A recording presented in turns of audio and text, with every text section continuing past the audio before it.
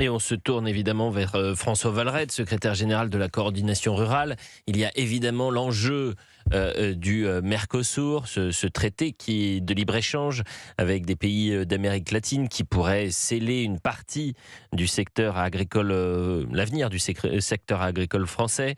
La France a réussi avec l'Italie, avec la Pologne et la Hongrie à reporter la ratification de ce traité qui est négocié depuis 25 ans de quelques semaines, mais plusieurs sources à Bruxelles ont annoncé que la ratification se ferait le 12 janvier prochain.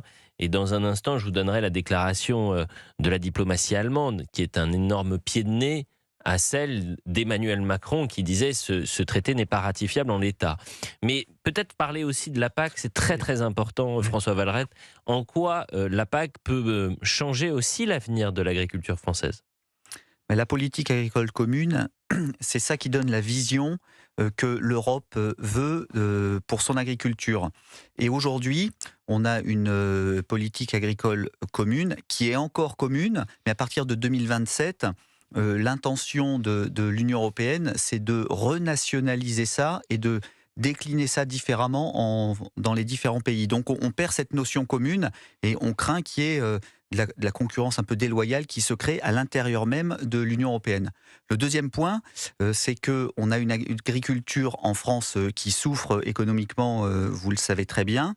Et les montants de subvention de la politique agricole commune représentent 80% du revenu des agriculteurs. Donc l'agriculture française, elle est sous perfusion de cette PAC. Elle ne vit même pas, elle ne survit que grâce à ces subventions. Et nous, ce qu'on réclame, c'est vraiment de pouvoir vivre de notre travail et pas de subventions, de ne pas paraître comme étant des assistés qui ne vivent que grâce à ça. On a beaucoup parlé ces 10 derniers jours de la dermatose nodulaire contagieuse, cette maladie qui a été le catalyseur de cette crise agricole.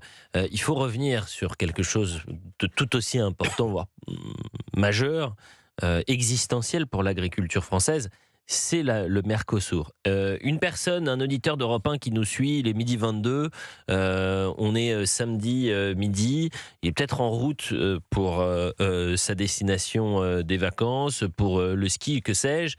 Il n'y a pas forcément un contact quotidien avec les actualités, c'est un sujet qui peut être un peu loin. Le Mercosur, c'est quoi? Comment vous le résumez, vous? Le Mercosur, c'est un traité de libre-échange. Donc si je simplifie à l'extrême, on a en France une agriculture avec des petites exploitations, je prends l'exemple d'élevage bovin, 80, 100, maximum 200 vaches par exploitation, avec des exploitants qui connaissent leurs vaches toutes une par une, qui produisent de manière écologiquement responsable.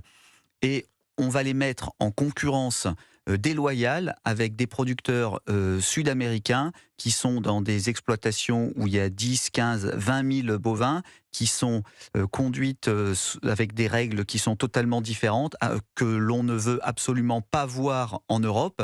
Et on nous dit aujourd'hui, eh bien finalement, vous allez être en concurrence avec eux, au même pied d'égalité, vous allez vendre au même prix qu'eux, donc forcément, le producteur français se voit totalement défavorisé dans cet accord et c'est pour ça qu'on n'en veut pas.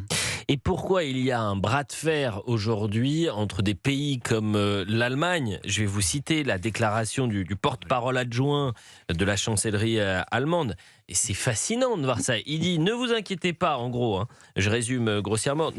Voilà, le chancelier Friedrich Merz, j'espère que je le prononce bien, est très satisfait, car on ne se demande plus si l'accord sera signé, mais quand il le sera. Cela devrait se faire dans 2 ou 3 semaines lorsque l'Union européenne pourra signer cet accord avec les États membres concernés. C'est Sebastian Hille, le porte-parole adjoint du gouvernement allemand. Cette déclaration, elle intervient quelques heures seulement après la prise de parole d'Emmanuel Macron depuis Bruxelles devant toute la presse internationale en disant « ce traité n'est pas signable en l'état ». C'est qui le patron On voit très à bien Bruxelles? on voit très bien que c'est pas la européenne. France, hein. C'est plus la France le patron de l'Europe. Hein. Ils sont complètement discrédités. Mais l'Allemagne, elle a des intérêts industriels parce que le Mercosur, ça n'est pas que l'agriculture. Justement, c'est aussi tout un tas de filières industrielles et on voit bien que malgré ce que l'on peut nous affirmer, finalement, l'agriculture n'est plus qu'une monnaie d'échange dans ces accords, c'est-à-dire d'accord, vous allez pouvoir exporter en Amérique du Sud des voitures, des machines-outils et je ne sais trop quoi, des avions.